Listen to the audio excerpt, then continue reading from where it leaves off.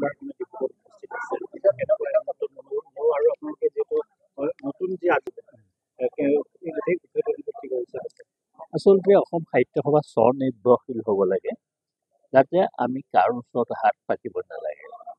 আমি যদি 10 কোটি টকা কৰি ল'ব পাৰোঁ, তেতিয়া অসম সাহিত্য সভাই আৰু তাৰ ওচৰত হাত নপতাকৈ স্বচ্ছন্দে চলি থাকিব পাৰে। সেইটো লক্ষ্যটো আমি লৈছোঁ আমি আৰু 4 লাখ টকা তুলিবৰ কাৰণে, 4 লাখ আজীৱন সভ্য কৰিবৰ কাৰণে।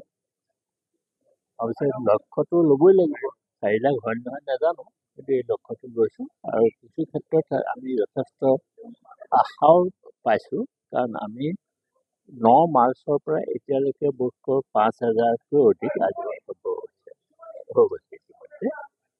সেইটো এটা কাম কৰিছোঁ। আৰু তাৰ লগে লগে সাহিত্য সভাৰ যিটো ভাৱমূৰ্তি, যাতে আৰু কোনো দিন ম্লান নহয়, সেইকাৰণেও আমি কিছু ধৰণৰ প্ৰচেষ্টা হাতত লৈছোঁ। আৰু নতুন প্ৰজন্মৰ ক্ষেত্ৰত আমি কিছু কাৰ্যসূচী লৈছোঁ। আপোনালোকে গম পাইছে, নগাঁৱত আমি 3 দিনীয়াকৈ লেখক শিবিৰ পাতিলোঁ। নতুন প্ৰজন্মক আমি তালৈ নিমন্ত্ৰণ কৰিছোঁ। তেওঁলোকৰ যিটো উৎসাহ, এই উৎসাহ আমি দেখি বৰ ভাল পাইছোঁ। ঠিক তেনেকৈ শিশু অৱস্থাৰ পৰাই বিজ্ঞান মনস্কতা গঢ় দি তুলিবৰ কাৰণে আমি বিভিন্ন কাৰ্যসূচী লৈছোঁ। আৰু ইতিমধ্যে তাৰে এটা কাৰ্যসূচী হৈ গৈছে, আৰু এটা কাৰ্যসূচী আমি গৰম বন্ধতে কৰিম। এনেধৰণে আমি আগবাঢ়িছোঁ। আমাৰ নতুন প্ৰজন্মৰ ওপৰত আশাটো অকণমান বেছি, গতিকে তেওঁলোকক আমি কেনেকৈ অসমীয়া ভাষাটোৰ প্ৰতি আগ্ৰহী কৰি তুলিব পাৰি, তাৰ কাৰণে চেষ্টা কৰিছোঁ। আৰু চৰকাৰেও ইতিমধ্যে অসম সাহিত্য সভাৰ প্ৰতি এটা দায়িত্ব অৰ্পণ কৰিছে যে এইবিলাক পাঠ্যপুথি ওলাই মই প্ৰায় সমালোচনা কৰি থাকোঁ। এবাৰ অসম সাহিত্য সভাৰ প্ৰতিনিধিও তেওঁলোকৰ পাঠ্যপুথি প্ৰণয়ন সমিতিৰ লগত প্ৰতিনিধি আমাৰ আছে। গতিকে এটা খুব ভাল পৰিৱেশ এটা হ'ব। আৰু এতিয়ালৈকে আমি সকলো ফালৰ পৰা অসমৰ ৰাইজৰ পৰা সম্পূৰ্ণভাৱে সহযোগিতা আমি লাভ কৰিছোঁ। বিশেষকৈ প্ৰতিখন শাখাই আমাৰ লগত সহযোগ কৰিছে। গতিকে এই 15 মাহৰ ভিতৰত আমি যিখিনি পৰিকল্পনা কৰিছোঁ, প্ৰতিটো পৰিকল্পনাই সফল হ'ব বুলি মই আশা কৰোঁ।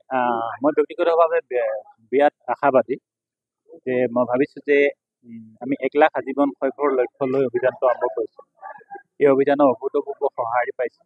দৈনিক বহু লাখ টকাৰ মানে হেৰি হৈছে, জীৱন সভ্য হৈছে। আপোনালোকে জানে যে এজন আজীৱন সভ্যই 1100 টকা দিব লাগে। গতিকে সকলোৱে দি পেলাই এই স্থায়ী বিত্তীয় নিধি শক্তিশালী কৰিছে। সমান্তৰালভাৱে অসম সাহিত্য সভাও শক্তিশালী হৈছে।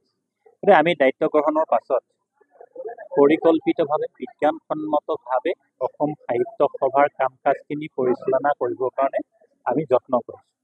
আমাৰ কাম কাজত এটা বৈজ্ঞানিক ভিত্তি থাকে। আমাৰ কাম কাজত সাহিত্য সভাক স্থিৰতা আনিবৰ কাৰণে কিছু পৰিকল্পনা প্ৰকাশ পায়। আৰু আমাৰ কাম কাজখিনি অধ্যয়ন কৰিলে মানুহে গম পাব যে অসম সাহিত্য সভাৰ প্ৰতি আমি দায়বদ্ধতা প্ৰদৰ্শনৰ কাৰণে আমাৰ শ্ৰম কৰিছোঁ, আমাৰ সময় দিছোঁ। আগন্তুক দিনসমূহত সভাখনৰ স্থিৰতা ৰাখিবৰ কাৰণে যে 1917 চনৰ পৰা আজিৰ তাৰিখলৈকে 108 বছৰীয়া পৰিকল্পনাত অসম সাহিত্য সভাই দীৰ্ঘবৃত্ত যাত্ৰা আৰম্ভ কৰিছে। যে অসম সাহিত্য সভা নামৰ আন্দোলনটো শক্তিশালী ৰূপত আছে। অসমীয়া জাতি তাৰ লগত সম্পৃক্ত হৈ আছে। অসমৰ সকলো মানুহ অসম সাহিত্য সভাৰ পতাকাৰ তলত আছে। সকলো জাতি জনগোষ্ঠী, পাহাৰ ভৈয়ামৰ সকলো জনগোষ্ঠী অসম সাহিত্য সভা পতাকাৰ তলত আহি জিৰাই। তেনেস্থলত আমি অসম সাহিত্য সভাৰ দায়িত্ববাহী হিচাপে, পদবীধাৰী ব্যক্তি হিচাপে আমি মৰ্মে আমাৰ দায়বদ্ধতা বুজি আছোঁ। গতিকে দায়বদ্ধতা প্ৰদৰ্শন কৰি সামূহিকভাৱে যিবোৰ শ্ৰমৰ যোগেদি অসম সাহিত্য সভাৰ উত্তৰণ হয়, যিবোৰ শ্ৰমৰ যোগেদি অসমীয়া জাতি উত্তৰণ হয়, তাৰ প্ৰচেষ্টা আমি কৰিছোঁ আৰু কৰি যাম। আৰু মই সহায় ভিক্ষা মাগিছোঁ অসমবাসী ৰাইজৰ, যে অসম সাহিত্য সভাক ভাল পোৱা ব্যক্তিসকলৰ আমি সহায় ভিক্ষা মাগিছোঁ যে অসম সাহিত্য সভা এটা সঠিক দিশত আৰু সঠিক পথত আগলৈ যায় দায়িত্ব তেওঁলোকেও গ্ৰহণ কৰক। আমাক নিৰ্দেশনা দিয়ক, আমি তেওঁলোকৰ নিৰ্দেশনা মতে কাম কৰি যাওঁ। আৰু বিশেষকৈ সমালোচকসকলক আমি মৰ্যাদা দিব বিচাৰিছোঁ যে সমালোচকসকলে কি কথা ক'বলৈ যত্ন কৰিছে, আমি সেই কথাত অধ্যয়ন কৰিছোঁ। আৰু তেওঁলোকৰ সমালোচনাৰ ভাষা অধ্যয়ন কৰি আমি বিজ্ঞানসন্মতভাৱে তাক মীমাংসা কৰিবৰ কাৰণে প্ৰযত্ন কৰিম আৰু পৰ্যায়ক্ৰমে আমি আগুৱাই যাম।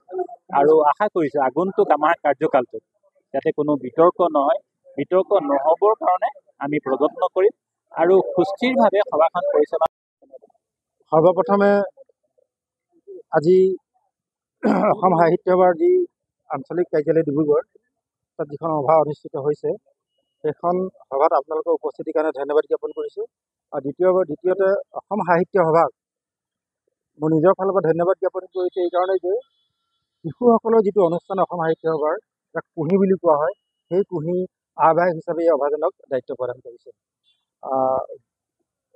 এইটো এটা খুব ডাঙৰ দায়িত্ব বুলি মই অনুভৱ কৰিছোঁ। সম্পাদক মহোদয়ে মোক লিখি দিছে যে এটা ডাঙৰ দায়িত্ব এটা দিছে, যিহেতু শিশুসকল হৈছে দেশৰ ভৱিষ্যত নাগৰিক আৰু আমি শিশুসকলক যদি আমাৰ সাহিত্য সভাৰ ফালে আকৰ্ষিত কৰিব পাৰোঁ, এই জনমুখী যাত্ৰা এটা কৰি যদি শিশুসকলক আমি সাহিত্য সভাৰ লগত জড়িত কৰিব পাৰোঁ, তেতিয়া অসমীয়া ভাষা সাহিত্যলৈ আৰু কোনোদিনা শংকা নাহিব।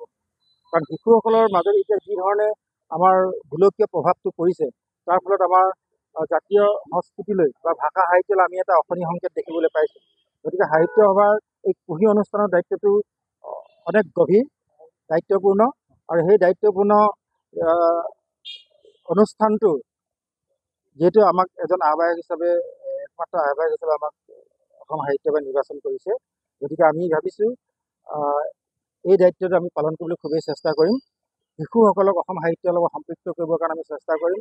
শিশুসকলৰ জৰিয়তে গোটেই বিশ্ব সাহিত্যৰ লগত অসমীয়া সাহিত্যৰ সম্পৰ্ক গঢ়ি আমি আগুৱাই লৈ যাব চেষ্টা কৰিম।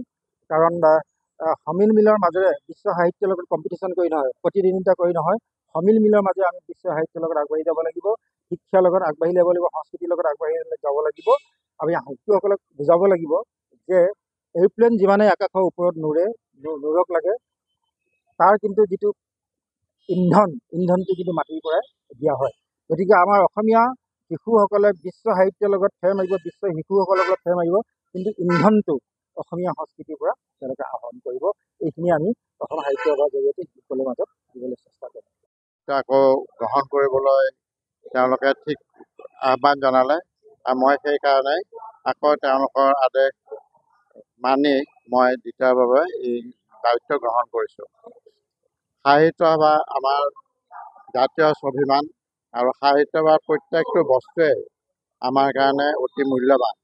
এই চৌহদ য'ত আমাৰ সাহিত্য সভাৰ যি চৌহদ তাক আমি জিলিকাই ৰখাটো আমাৰ দায়িত্ব, যাতে মানুহে গ'লে তেওঁলোকে সন্মান জনায় যে এই সাহিত্য সভা ভৱনটো আমাৰ অসমীয়া মানুহৰ অসম সাহিত্যৰ ভৱন। মই অহা দিনবিলাকত ইয়াত যাতে সুস্থ পৰিৱেশ গঢ়ি উঠে, দেখাত ধুনীয়া হয় আৰু মানুহে যাতে ইয়াত ভালকৈ ডাঙৰ মিটিং পাতিব পাৰে।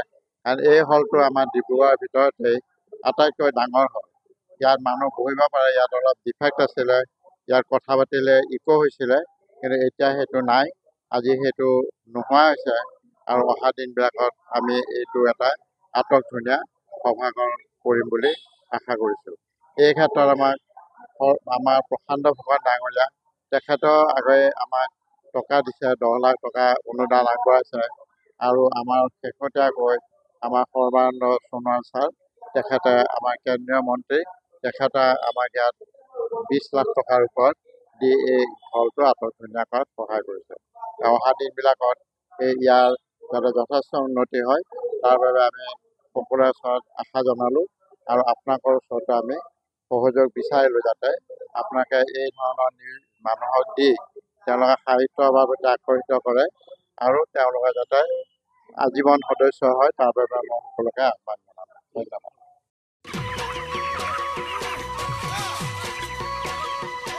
অতি কম দিনতেই একোটা এনেকুৱা হৈ যায়।